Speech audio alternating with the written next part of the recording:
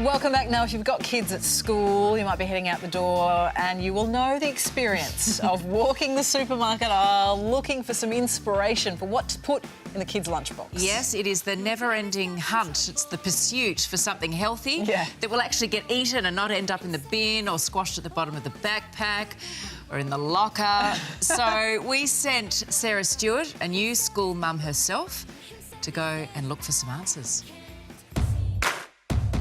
When it comes to the school lunchbox, kids are pretty clear on what they do want. A cookie, lollies, muffins. And unfortunately, equally vocal on what they don't want. Yeah, I don't like this thing. I hate soggy cucumbers. I don't like taking tomatoes and carrots. Which means for us parents, packing the school lunch can be a nightmare.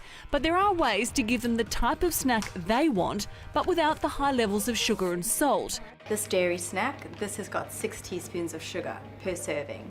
If we look at the Milo ones, for example, they have 5 teaspoons of sugar per serving.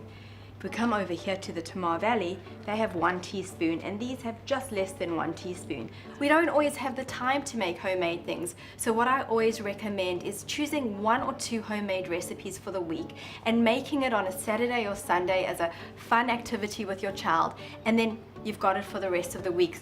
Another good thing to cut up on the weekend and put in the fridge for a few days is carrots. They're great with dips. Put a little bit of the hummus. You can have tzatziki, baba ganoush, a carrot dip, but dips are a really good way to get fibre, to get an extra serve of vegetables. They count as a whole grain. They also contain protein, so they're a good addition to the lunchbox.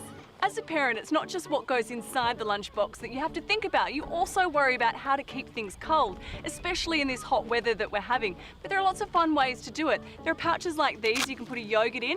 You put them in the freezer, pull them out, and they keep it cold. Otherwise, there's containers. You can pull out the inside, put it in the freezer again, put it in, fill it with fruit, yogurt, guaranteed to stay cold until lunch. So we've got a wholemeal muffin with blueberry and banana and rolled oat. Or if you're really strapped for time but want homemade, caterers like Montana and Madison will do the work for you. Today they're showing us how to make a basic scroll. They're great for an afternoon snack, they're bite-sized. If you can, make your own dough. Roll it into a rectangle and cut off the edges. Cover it with pesto and cheese or Napolitana sauce and cheese. Roll them up, cut them into 2-centimetre pieces and place them in the oven. They're beautiful.